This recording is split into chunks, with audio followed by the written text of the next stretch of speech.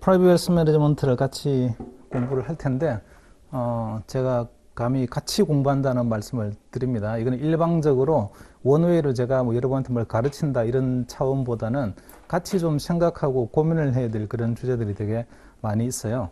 이 레벨 3 시험이 그냥 암기를 해서 시험을 딱 보면 된다. 물론 그런 과목도 물론 있는데, 이 프라이빗 웨alth 매니지먼트는 단순히 암기를 해서 시험을 보면 된다. 이런 거하고는 좀 많이 달라요. 생각을 하고 판단을 해야 되는 것들이 좀 많이 있어서, 이거는 좀 제가 이렇게 뭐 일방적으로 그냥 한 원웨이라고 그 지식을 전달하는 그런 과목이 아니고, 같이 좀 생각도 해보고 이렇게 접근해야 되지 않을까, 이렇게 뭐 서로 좀 같이 의견을 모아보고 이래야 되는 그런 과목입니다. 자, 이 프라이빗 웨alth 매니지먼트가 그 레벨 3 시험에서는 비중이 되게 높기 때문에 여기서 이 과목에서 실패를 하게 되면 상당히 시험에 또 붙기가 되게 어려워요. 그래서 과거에는 이게 거의 한 20% 가까이 비중을 차지했단 말이에요. 프라이빗 웨alth 매니지먼트가. 근데 지금도 비중 자체는 큰 차이가 나질 않고, 일단 이제 문제를 내는 그 패턴이 있잖아요. 좀 많이 달라졌어요. 이게 PBT로 시험이 바뀌면서, 옛날에 PBT였죠. 페이퍼로 이제 시험을 치다가 CBT로 이렇게 시험을 바뀌면서 그 레벨 3도 시험을 내는 패턴이 조금씩 많이 바뀌었어요. 일단은 지금은 이제 뭐 더 이상 유효하지 않지만, 과거의 프라이빗 웨alth 매니지먼트 시험은요, 이제 항상 시험에 나오는 아주 큰 주제가 하나 있어요. 그건 매년 나오는 주제입니다. 그 매년 나오는 주제를 실패했다.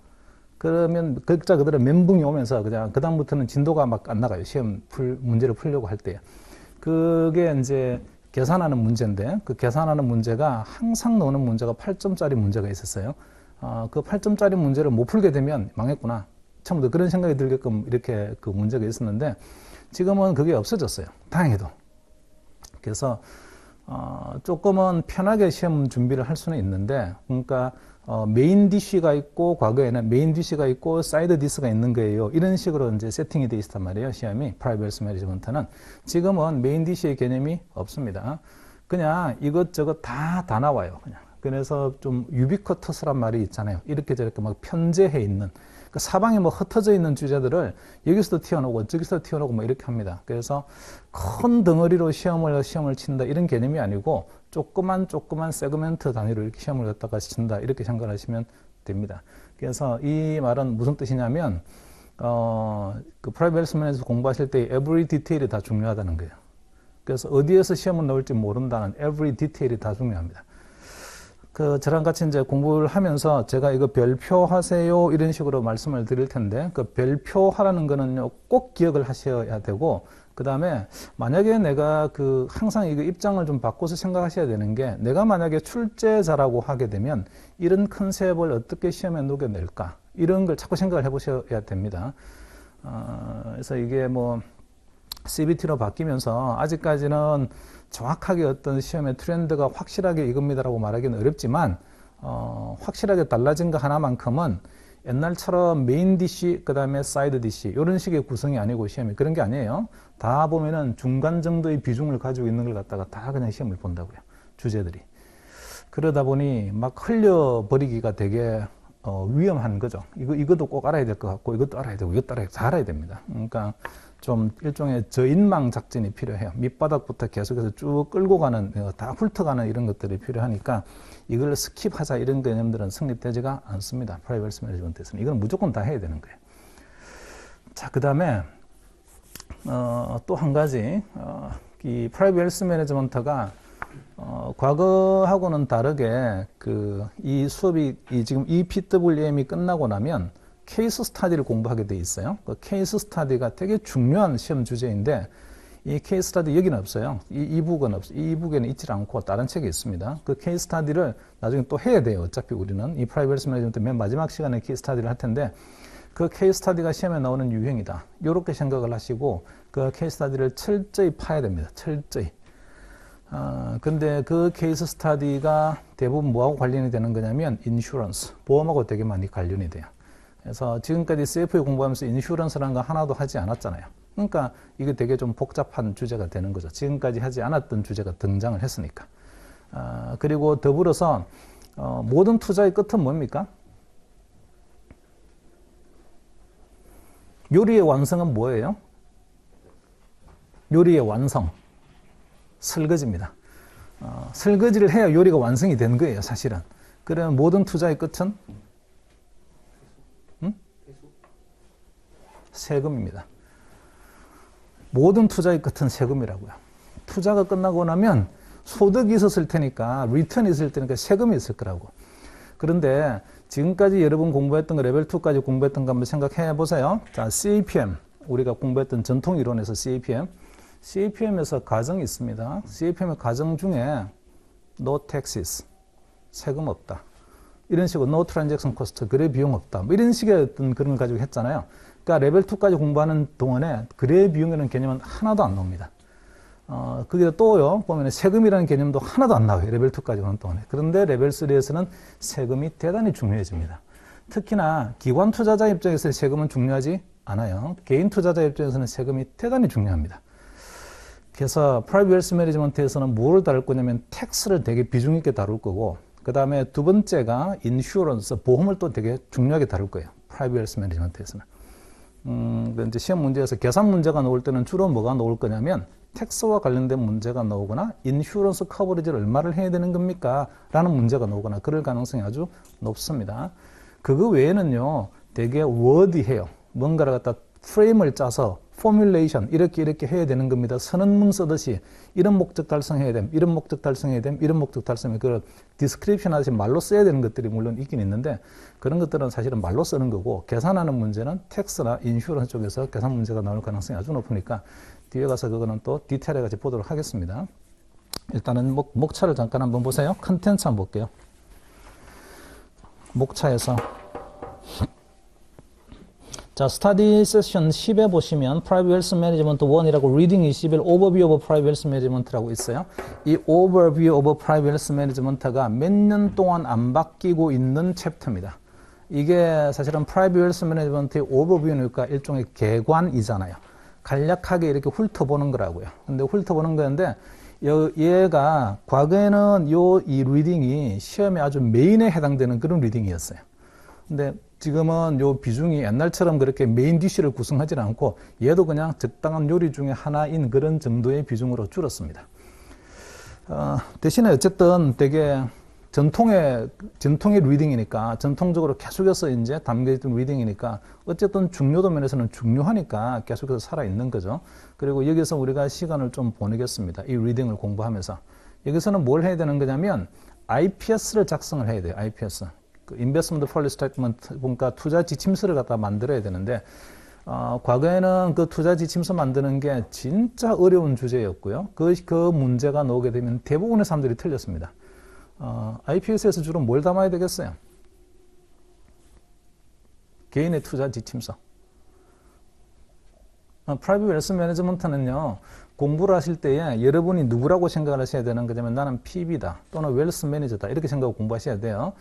프라이빗 웰스 매니지먼트는 누구의 자산을 관리하는 거예요?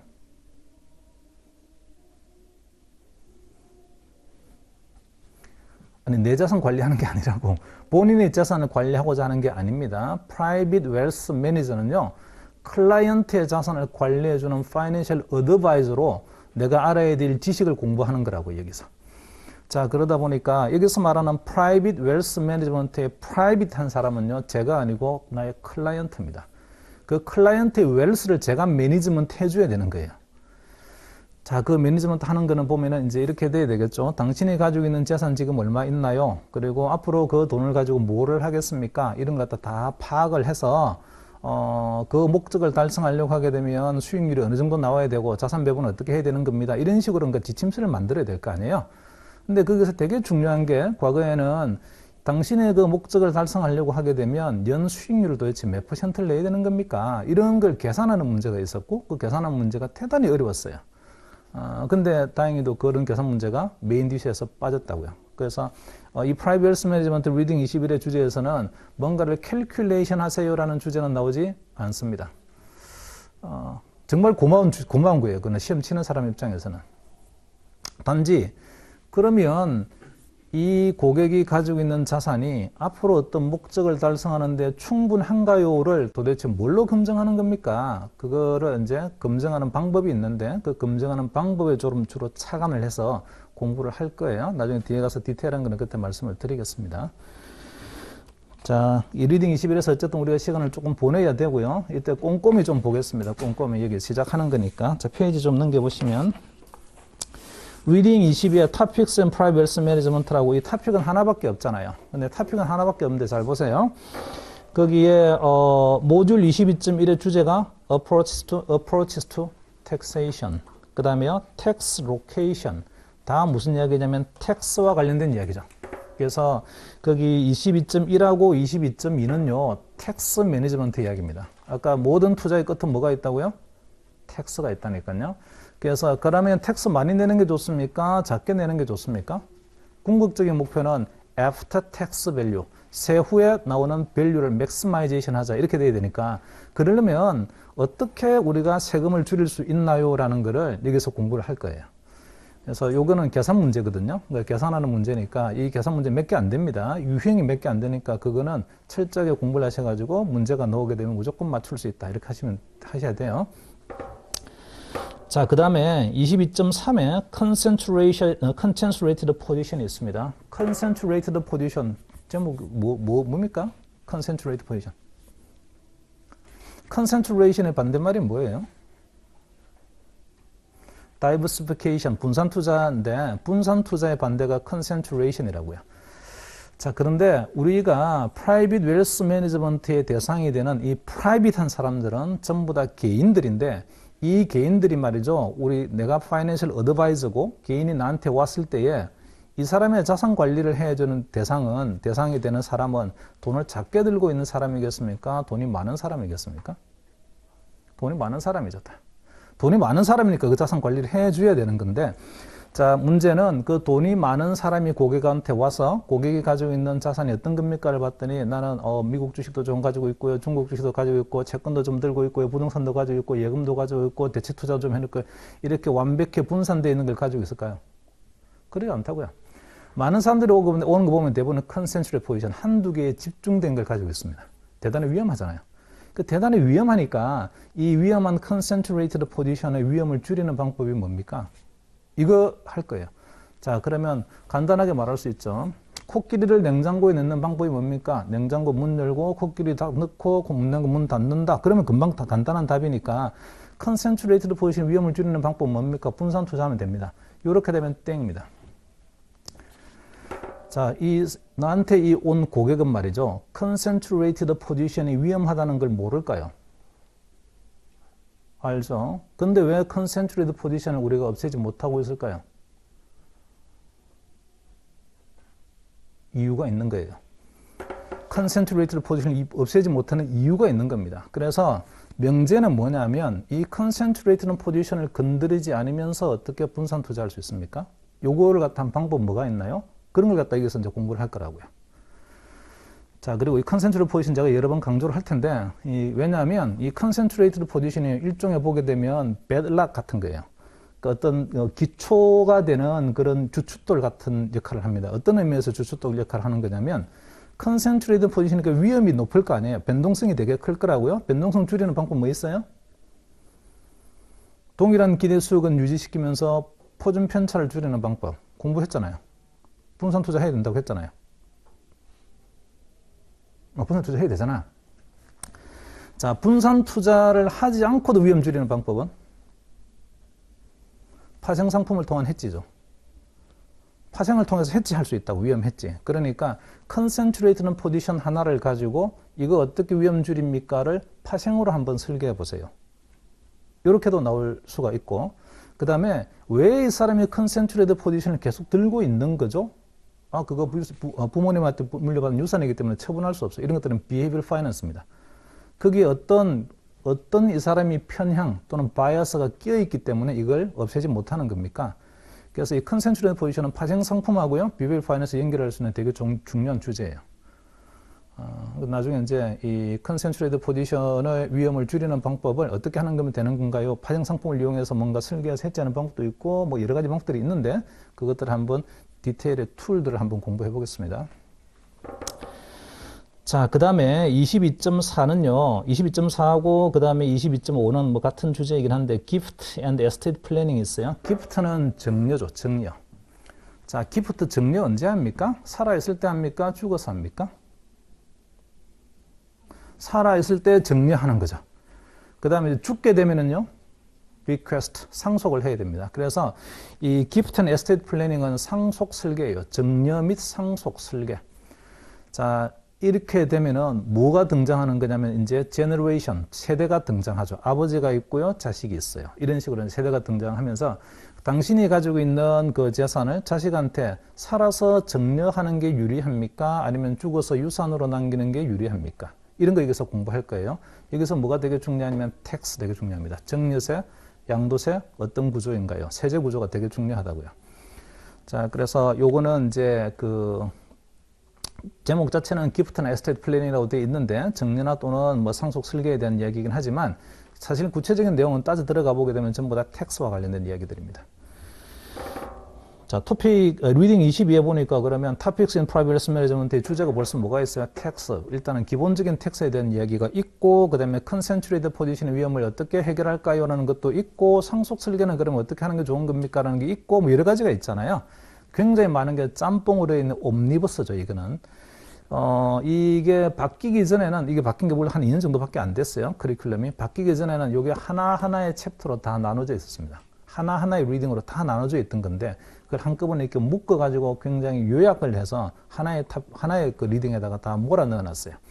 자, 그러다 보니까 과거에 비해서는 커버리지 넓이는 좀 줄었고요. 넓이는 줄었어요. 옛날에 하나하나의 주제가 하나의 챕터를 형성하고 있을 때는 되게 깊게, 넓게 막 했었어야 되는데 지금은 그러지는 않고 좀 코어만 이렇게 딱 모아놨기 때문에 그것만 잘 공부하시게 되면 별 문제 없이 그냥 다 맞출 수 있습니다. 안 믿나 봐. 다 맞출 수 있다고 하니까. 생각해 보세요. 아까 리딩 21에서 Overview of Private Wealth Management는 하나의 큰 챕터이긴 한데 거기서 분명히 문제 하나 나올 거라고요. 절대로 빠지면 거기서 문제 나올 거예요. 그 다음에 두 번째 Topics in Private Wealth Management는 주제가 벌써 Tax 있고 Concentrated Position 있고 그 다음에 Estate Planning 있고 벌써 세 가지, 벌써 그것만 해도 세 가지가 있잖아요. 하나씩만 해도 벌써 세 개고 그럼 앞에 있는 것까지 합치면 네 개의 주제가 돼, 네 개의 덩어리가 있죠. 적어도 네 개의 덩어리는 시험 나올 거라고 그렇게 되면. 다 나온다고 생각하셔야 돼요. 다 나올 거라고. 자, 그 다음에, 스타디 세션 11에서 Private Wealth Management 2번에서 Risk Management for Individual이라는 거 보세요. 자, 생각해 볼게요. 전에는요, Risk Management라는 과목이 레벨 3에서 있었습니다. 그때 Risk Management는 무슨 Risk Management였냐면, 당신이 가지고 있는 재산의 리스크를 어떻게 관리하겠습니까? Financial Risk Management였어요. 과거에 나와 있던 거는. 근데 Financial Risk Management는 이제 과목이 쫙 사라져 버렸어요. 사라져 버리고 Private Wealth Management의 Risk Management for Individual이라고 되어 있는데 이것을 말하는 Risk Management는 도대체 뭐지? 자, 여기서 Risk Management는 인생의 리스크입니다. 인생의 리스크. 인생과 관련된 리스크라고요. 자, 이렇게 제가 말씀드리면 좀 어떻게 철학적인 이야기가 될 수 있는데, 혹시 프라이빗 웰스 전에 한번 들으신 분 계신가요? 다들 처음이신가요? 비에블 파이낸스는 듣고 오셨어요? 영상은 이미 다 있으니까 듣고 오세요. 비에블 파이낸스. 비에블 파이낸스 들으면서 나도 몰랐던 나를 발견하게 됩니다. 내가 이런 사람이구나라는 거를. 되게 심리와 관련된 이야기라서 어쨌든 꼭 듣고 먼저 들으시긴 하셔야 되는데, 자, 볼게요. 기관 투자자가 있고요. 개인 투자자가 있어요. 두 가지 구분하셔야 되는데 지금 우리는 개인 투자자와 관련된 프라이빗 웰스 매니지먼트를 지금 하는 거예요. 자, 기관 투자자의 포트폴리오에는 없고 개인 투자자의 포트폴리오에만 존재하는 유일한 종목이 있습니다. 그건 뭐겠어요? 기관 투자자의 포트폴리오에는 절대로 없습니다. 근데 모든 개인 투자자의 포트폴리오는 전부 다 이게 담겨져 있어요. 뭐가 있겠어요? 핵심 종목. 개인 투자자의 포트폴리오에 들어가는 핵심 종목. 응? 현금은 기관도 가지고 있죠. 네? 인생입니다. 인생. 개인 투자자의 포트폴리오는 인생이라는 핵심 종목이 있다고. 인생이라는 핵심 종목. 잘 이해가 안 되시죠, 지금? 나중에 이제 공부하다 보면 이해가 됩니다. 기관 투자자의 포트폴리오는 인생이라는 개념 자체가 없어요. 근데 개인 투자자의 포트폴리오는 인생이라는 개념이 있다고요. 자, 그리고 지금까지 그 개인 투자자가 있는 포트폴리오 속에 주식이나 채권이나 이런 것들은요, 기관 투자자가 가지고 있는 파이낸셜 리스크는요, 똑같습니다. 관리하는 방법이. 그러면 개인 투자자만 가지고 있는 인생의 리스크는 뭘로 관리해야 되는 거니? 그게 인슈런스라고요. 그래서 여기 리스크 매니지먼트 for 인디비주얼은 뭘 공부하셔야 하는 거냐면 인슈런스 공부합니다. 인슈런스. 무슨 위험 있겠어요? 사람이 가지고 있는 위험. 응? 오케이. premature death. 일찍 죽는 조기 사망이요. 수명대로 다 살고 죽었다. 뭐 행복하게 살아서는 걱정할 게 없지. 미리 죽는 문제가 있다고. 자, 미리 죽으면 누구한테 위험이에요? 본인한테 위험인가요? 남아있는 사람한테 위험인가요? 남은 사람한테 위험이죠. 그러니까 이 사람이 패밀리 멤버 중에 누군가가 죽었다니까. 근데 죽게 되면 죽은 사람은 끝이야. 남아있는 사람이 삶을 살아가야 되는 거죠. 그러면 내가 가장인데 내가 만약에 조기에 사망하게 되면 이 조기 사망으로 인해서 가족들이 나중에 고통을 받게 될 텐데 그 가족들의 고통을 들려고 하게 되면 나는 무슨 보험 들면 되겠어요? 사망보험, 라이프 인슈런스 이런 거 들자 이렇게 하면 될 거 아니에요? 얼마 들면 되겠어요? 보험 가입 금액을?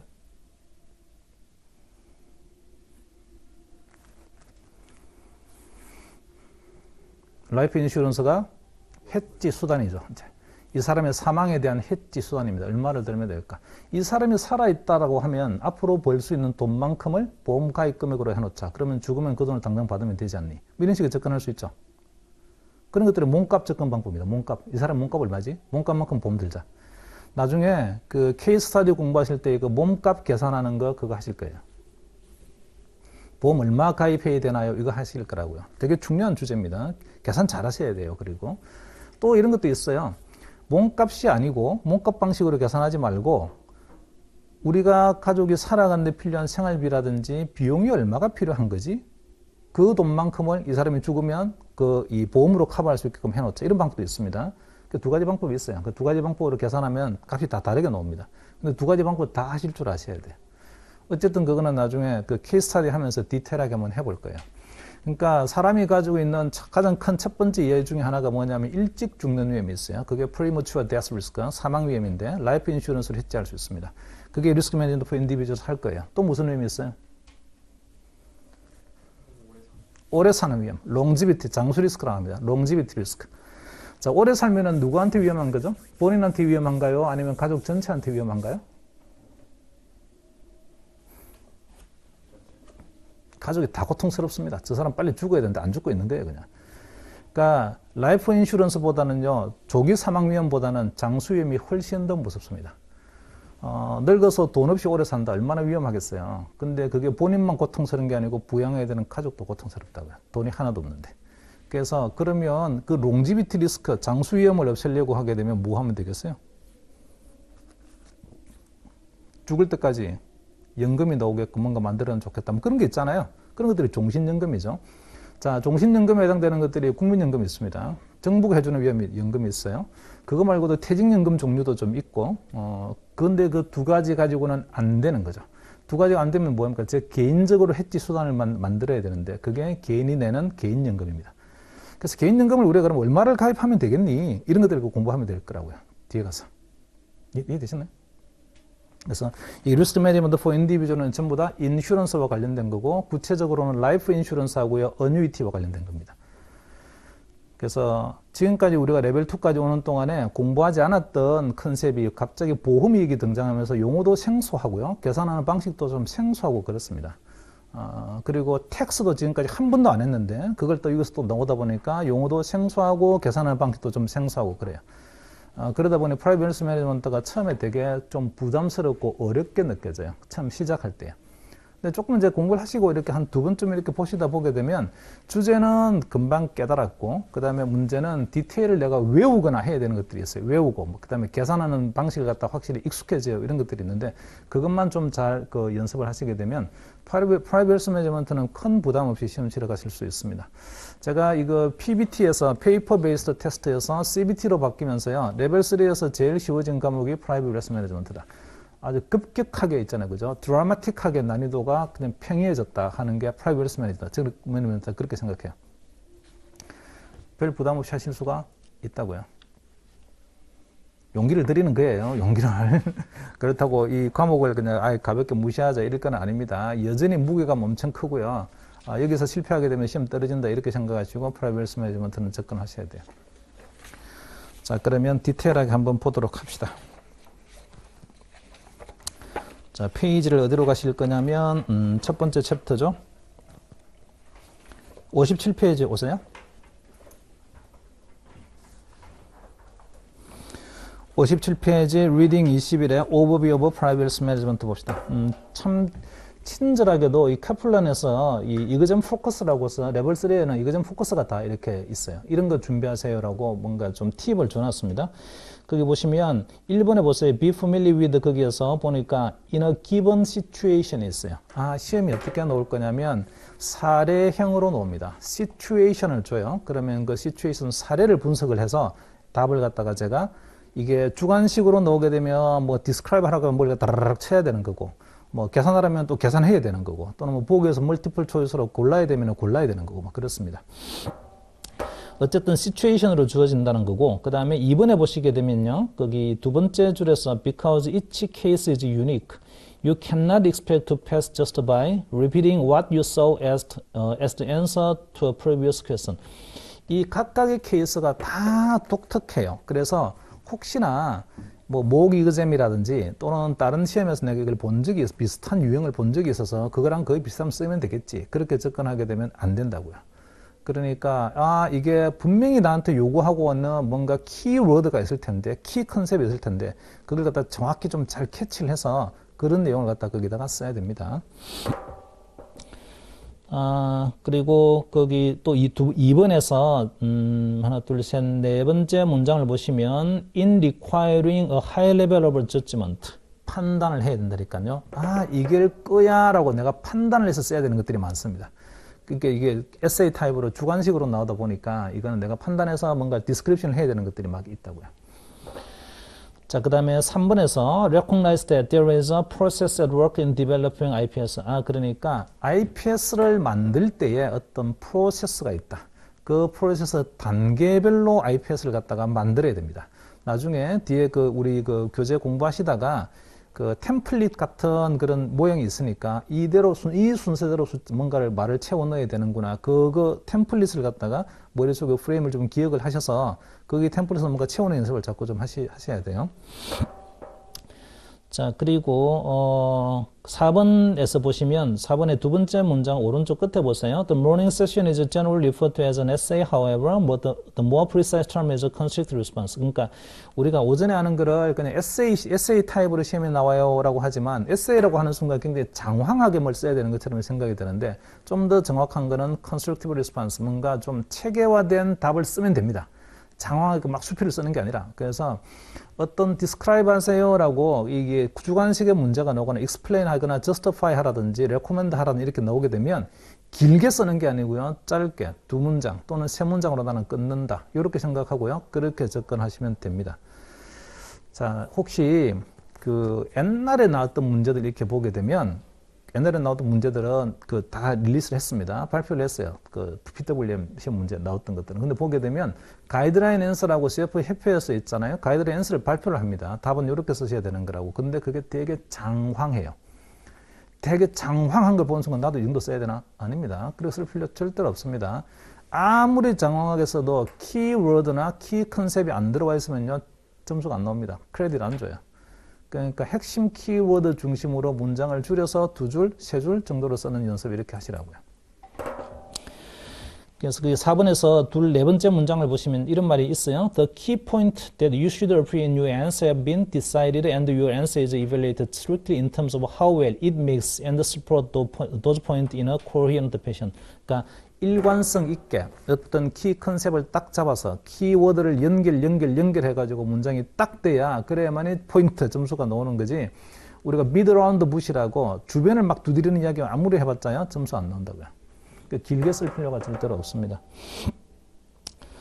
자, 그리고 또 5번에 보면은 그런 말이 있어요. A significant percentage of level 3 candidates find this section frustrating because it does not meet their personal sense of consistency. 이 말이 나와 있는 이유는 이래요. 혹시나 기출문제를 공부를 해보겠다. 옛날에 나왔던 기출문제 공부를 하다 보게 되면 그 전년도에 나왔던 거하고 그 다음에 나왔던 거하고 왜 말이 틀리지? 왜 말이 다르지? 이런 것들이 있다고요. 가끔씩 보니까 일관성이 없어 라고 하는 것들이 보입니다. 어쩔 수 없어요. 그거는 출제자가 그렇게 자기가 채점을 하겠다라고 가이드라인 연습을 준 거니까 이게 딱 정확하게 부러지게 1 더하기 1은 2입니다. 이렇게 나오지가 않고 뭔가 판단을 해서 뭔가를 써야 되는 이런 게 되면은요. 앞에서는 저렇게 판단했는데 비슷한 유형의 문제인데 다르게 판단한 걸 뭐가 나왔네. 왜 이렇게 일관성이 없어 보여? 그렇다고요. 그냥 그건 어쩔 수 없어요. 그냥. 우리 피해갈 수가 없어. 무조건요, 들어가시게 되면, 어쨌든 이게 에세이 타입으로 뭘 쓰라고 하게 되면 무조건 내가 쓴 게 맞다라고 확신을 갖고 그냥 나오면 됩니다. 근데 이제 확신을 갖게끔 되려고 하게 되면 되게 많이 연습을 하셔야 된다고요. 한 두세 줄로 요약해서 뭔가 정리하는 거 자꾸 연습하셔야 돼요. 특히나 이제 키워드 같은 게 나오게 되면 또는 키 센텐스 이런 게 나오게 되면요. 그거는 꼭 연습을 하세요. 이거 자꾸 암기하는 연습을 하시라고. 공부하다가 제가 발표하세요 이런 이야기를 할 거예요. 이 문장은 발표하세요 그런 말. 자, 넘어갑시다. 58페이지로 가보세요.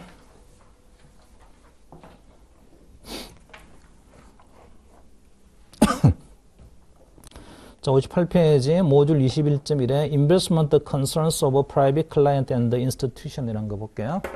자, 이거는 Private Client, 개인이죠. Individual 하고 그 다음에 institution은 기관이죠. 개인과 기관은 투자할 때 관심이 달라요. 이렇습니다. 자, 보시면 investment objective 한번 볼까요? 투자의 목적 봅시다. 이 패러그래프 되게 중요한 패러그래프인데 investment objective에서 private client have a wide range of investment objective. 그러니까 개인 고객들은 말이죠. 인베스트 투자의 오브젝티브가 대단히 많다. 목적이 여러 가지가 있다. 이렇습니다. such as 첫 번째, maintaining the real value of investment portfolio. 내가 가지고 있는 포트폴리오의 실질 가치를 그대로 유지해야 됩니다. 물가는 올라가는데 화폐성의 자산만 들고 있으면 그러면 구매력이 자꾸 떨어지게 될 테니까 적어도 물가는 쫓아가야 되는 겁니다. 라는 거라든지 그 다음에 두 번째요. being financially secure in retirement. 내가 나중에 결국은 인생의 종착역에서 은퇴를 하게 될 텐데 은퇴 시점에서 내가 재무적으로 좀 안정적인 생활을 하고 싶어요. 라든지 그리고 and providing financial support to family member. 우리 가족들 누구를 내가 도우고 싶어요. 라든지 이런 류의 아주 다양한 목적들이 있습니다. 몇 개 있어요? 목적?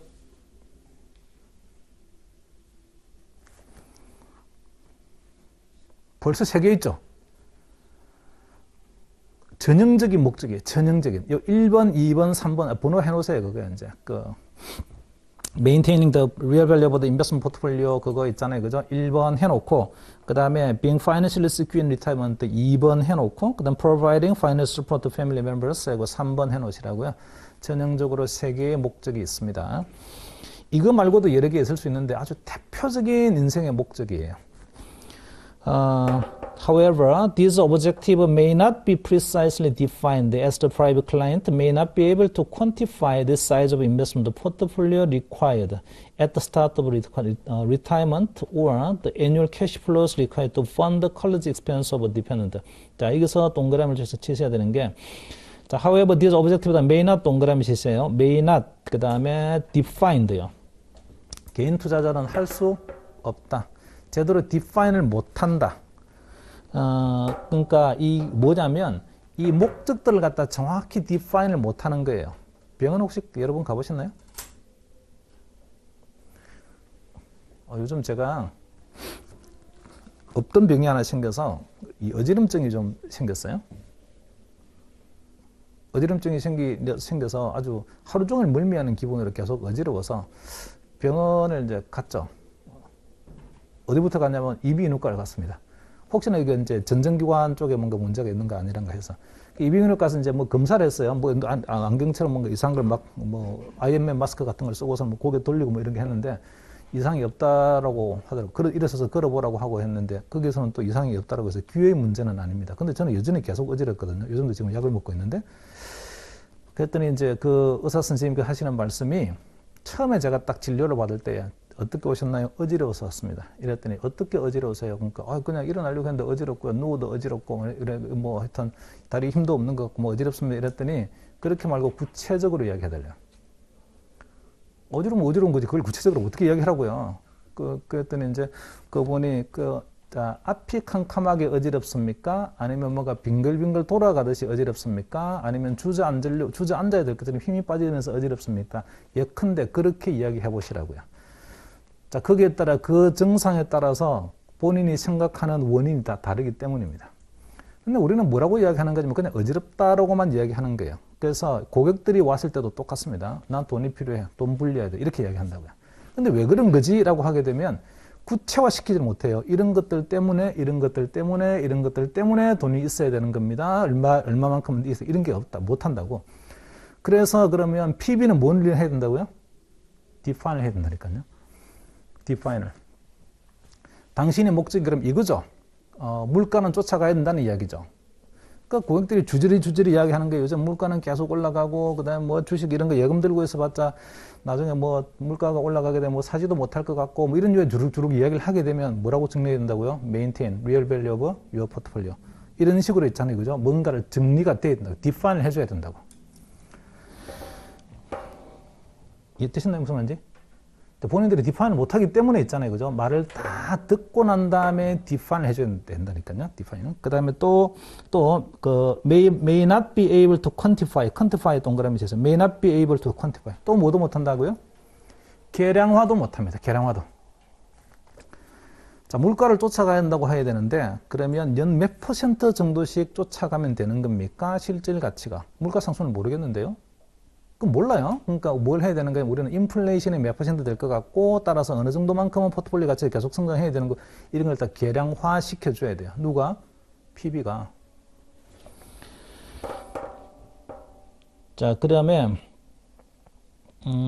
또 계속 이어서 보시게 되면 may not be able to quantify the size of investment portfolio required at the start of retirement. 자, 이런 거 한번 생각해 볼게요. At the start of retirement. 은퇴 시점에 당신 돈 얼마 있어야 되는 건가요? 한번 계량을 해볼 수 있습니다. 나는 아직 은퇴했겠어요? 은퇴하지 않았겠어요? 아직 은퇴 안 했죠. 아직 은퇴 안 했는데 당신 은퇴 몇 세 할 거야? 저 60세에 은퇴하겠습니다. 그럼 60세 은퇴할 때 돈 얼마가 필요한 건지를 quantify, 계량화 시켜야 되는데 개인들이 할 수 있습니까? 못한다니까요. 누가 해줘야 돼요? PB가 해줘야 된다니까. 그런 걸 계량화 시켜줘야 되는 거예요. 옛날에는요, 이런 것들이 있잖아요. 전부 다 시험의 주제였습니다. 퀀티파이 해보세요. 얼마가 필요한지를. 숫자로 다 계량했었어야 돼요. 그거를. 근데 지금은 싹 빠졌습니다. 얼마나 고마워요. 이럴 때 빨리 합격해야지, 그러니까.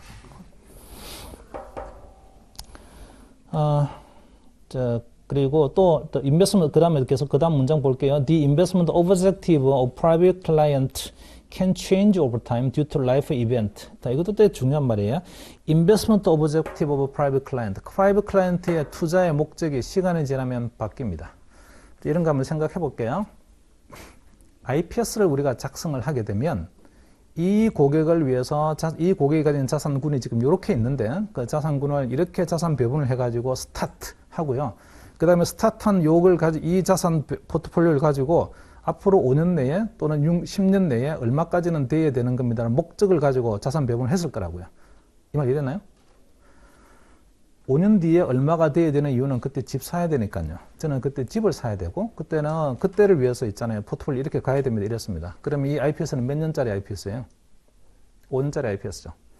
집 샀어요 이제. 그러고 나면 뭘 바꿔야 됩니까? IPS 바꿔야죠. 목적이 바뀌니까. 그래서 시간이 지나면서 여러 가지 라이프 스테이지에 따른 이벤트들이 있다고요. 애 공부시켜야 되는 거예요. 집 사야 되는 거예요. 이런 식으로 있잖아요. 그죠? 또는 뭐 결혼시켜야 되는 거예요. 뭐 이런 식의 여러 가지 이벤트들이 있습니다.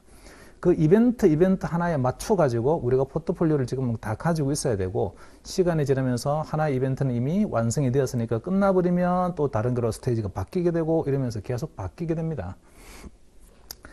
자, 그럼 출제자의 관점에서 이야기 해볼게요. 효율적으로 출제자가 시험을 내는 방법은, 처음에는 당신은요, 돈을 버는 이제 들어와가 신입사원으로 시작을 해서 대충 한 뭐 과장쯤 돼가지고 이제 애가 조금 뭐 초등학교 다니는 애들이 있는 스테이지 하나 나올 거예요. 이 사람 인생의 목적 뭐 있겠어요, 이제? 자, 대학 공부시켜야지. 대학 학자금 마련해야지. 그게 스포트. 그게 이제 에듀케이션 익스펜스가 필요할 테니까 대학 들어갈 때 학자금 모아야 되는 거야. 이런 목적이 하나 있을 거 아니에요. 그럼 또 뭐 있겠어요? 집 사야 되는 거야. 이런 것도 있습니다. 집 사야 되는 목적도 있고, 이게 시간이 지나면서 점점 하나씩 떨어져 나간다고요. 자, 그래서 인생의 여러 스테이지를 거쳐가게 될 텐데, 첫 번째 출발하는 스테이지로서 되게 좋은 시험의 스테이지는 이렇게 자식을 딱 처음에 있잖아요. 애를 낳고 그리고 나서 애를 공부시키는 아주 조금 그런 단계 있잖아요. 그런 단계가 첫 번째 출발하는 단계. 자, 그 다음에 확실히 사람이 상황이 바뀌었어요라는 상황이 하나 필요한데, 상황 완전 바뀌었습니다. 완전 바뀌는 게 리타이먼트예요. 은퇴했어요 이렇게 되면 이제, 그래서 직장 다니면서 애를 키우는 스테이지가 하나 있고, 그 다음에 시간이 지나고 나면 은퇴를 했으니까 지금은 완전히 세상이 바뀌게 됩니다. 그러면 포트폴리오 어떻게 바꿔야 되는 거지? 뭐 이런 식으로 있잖아요. 그죠? 그렇게 시나리오가 전형적으로 두 개가 나와요. prior to retirement, 은퇴 이전, 은퇴 이후, 이렇게. 제 말 다 이해되시나요? 자, 제가 지금 설명드리는 것들이 좀 디테일하게 시간을 들여서 설명을 드리는 건데, 나중에 아마 혹시 할지 모르겠는데, 그 IPS 특강이라고 따로 한번 서머리 하는 시간이 한번 있긴 있어요. 그래서 전체적으로 제가 지금 이야기하는 거를, 제가 이 슬라이드를 만든 게 있으니까 그 슬라이드를 가지고 좀 정리하면서 있잖아요. 그죠? 한 번은 휙 리뷰해보는 시간이 있습니다. 그때 되면은 전체 큰 그림을 갖다 숲으로 다 볼 수 있어요. 자, 그리고 또 봅시다. In addition, certain investment objectives may be difficult to reconcile, such as the financial security in retirement and the ability to generously fund charitable projects at the same time. 그러니까, 자, 그 또 줄거셔야 될 게, may be difficult to reconcile. 이것도 줄거 놓으세요. 자, 상충되는 그런 목적들이 있어요. 이것도 해야 되고요, 이것도 해야 돼요. 그런 목적이 있습니다. 그러면 그거를 갖다가 뭔가 조정을 해야 되는데, 조정한다는 것은 우선순위를 정하는 거죠.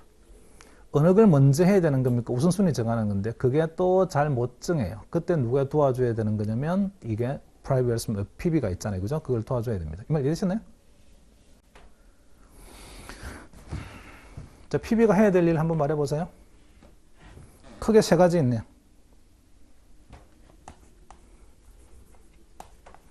PWM에서 프라이빗 여기서 프라이빗 웰스 매니저가 해야 될 일이요. 무슨 일 해야 되는 거예요? 롤 해야 되는 거. 첫 번째는 오브젝티브를 갖다가 디파인 못한다며, 개인이 가지고 있는 목적을 다 디파인을 못한다면서요. 주저리 말은 하지만 구체적으로 이렇게 돼야 되고 이렇게 디파인을 못한다니까, 그런 걸 아이덴티피케이션이라고 해요.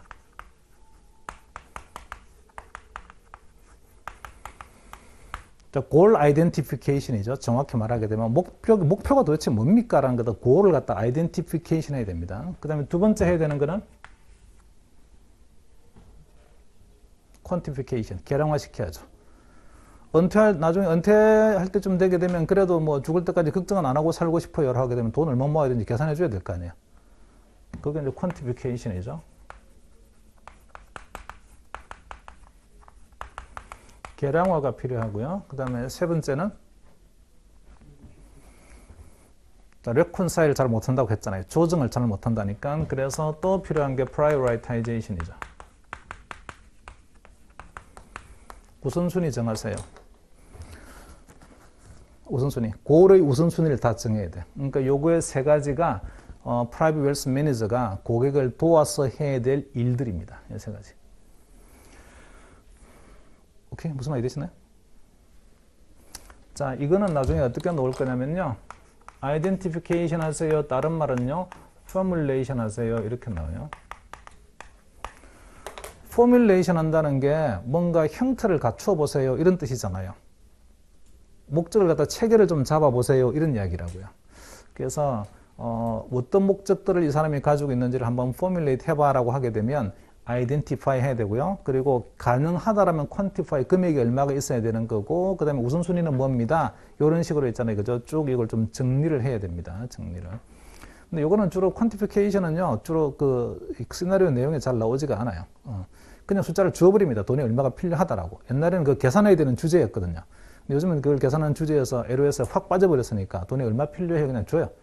그러면 그 돈이 필요하다는 것만 그대로 쓰면 되고, 그 다음에 순서는요, 어느 게 우선입니다. 이렇게 순서를 갖다가 정하면 됩니다. 좀 이따가 이그젬플 예제 있으니까 이그젬플 예제 보면서 그때 또 한번 보도록 할게요. 자, 그 다음에 밑에서 institutional client 한번 볼까요? 기관 투자자. 기관 투자자는 on the other hand are more likely to have a clearly defined objective. 확실한 목표를 가지고 있고, 그 다음에 they are usually focused on funding liabilities. 부채를 갖다가 맞춰야 되는 거예요. 자, 이런 식으로 자산을 운용하는 목적은 부채를 제대로 커버하기 위해서 우리가 자산 운용을 제대로 해야 되는 겁니다. 이런 것들이 있습니다. 이런 것들을 liability driven approach라고 하는데, 나중에 이 기관 투자자와 관련된 것들은요, 전부 다 asset allocation에서 공부하겠습니다. 뒤에 가서 asset allocation이라고 하는 주제는요, 전부 다 기관 투자자의 자산 배분 이야기입니다. 잘 되고 계시나요? 공부할 게 많겠지. 재밌겠죠. 그 Private Wealth Management는 Behavioral Finance하고요 같이 연결을 해서 이렇게 공부를 하셔야 됩니다. 어차피 개인에 대한 이야기이기 때문에 개인이 투자 과정에서 투자 의사결정 과정 중에 어떤 바이어스가 있기 때문에 이런 결과가 나와버리는 겁니까? 어쨌든 포트폴리오를 구성해서 가는 동안에 그 바이어스가 가능하면 작동하지 않게끔 뭔가를 해야 되는데, 그러니까 Behavioral Finance하고 같이 Private Wealth Management는 같이 공부를 하셔야 돼요. 자, 제약 조건 또 봅시다. 제약 조건 밑으로서. 하나만 더 물어볼게. 클라이언트는요, 프라이빗 클라이언트는 목적이 한 개라고요? 여러 개가 있어요. 목적이 딱 하나만 있는 경우에는 어떻게 자산 배분하는 게 좋습니까? 어떻게 자산 배분하는 게 좋을까요? 뭘 보고 판단하면 될까요? 목적이 딱 하나만 있는 경우. 샤프 비율 이런 거 들어보셨어요? 샤프 비율. 포트폴리오 기대 수익률 빼기 무위험 수익률 나누기 포트폴리오 수익률의 표준 편차. 그게 샤프 비율이잖아요. 레벨 2에서 포트폴리오 매니지먼트 할 때 공부했죠. 샤프 비율을 맥시마이즈 하자. 최대화 시키자. 목적이 하나만 있으면 그런 샤프 비율이 가장 높은 거 선택하면 됩니다. 이런 식의 접근이 됩니다. 근데 그런 식의 접근은 기관 투자자한테는 쓸 수 있어요. 기관 투자자한테는. 개인 투자자는 목적이 한 개라고? 여러 개라니까. 그렇게 하나의 단일한 샤프 비율 가지고 이렇게 포트폴리오 짜는 게 좋습니다. 이런 식의 접근은 아예 불가능하죠. 제 말 이해되셨나요? 그래서 샤프 비율 따위가 나오는 것들은 목적이 한 개인 경우입니다. 목적이 한 개 있는 경우. 그 자산을 운용해야 되는 목적이 딱 하나만 있다라고 하게 되면 그 자산 배분은 어떻게 하면 좋은 거지? 당연히 샤프 비율이 제일 높게 나오게끔 포트폴리오 짜면 되는 거야. 그게 답인데, 목적이 여러 개 있는 순간 포트폴리오 어떻게 구성해야 되는 거지? 그러면 그거 MBO 어프로치가 안 된다고요. 그때는 Mean Variance Optimization 어프로치가 안 됩니다. 그래서 Private Wealth Management는 기관 투자자하고는 좀 많이 성격이 달라요. 잠깐 쉬었다 합시다. 58페이지 밑에는 조금 이따 보도록 하죠.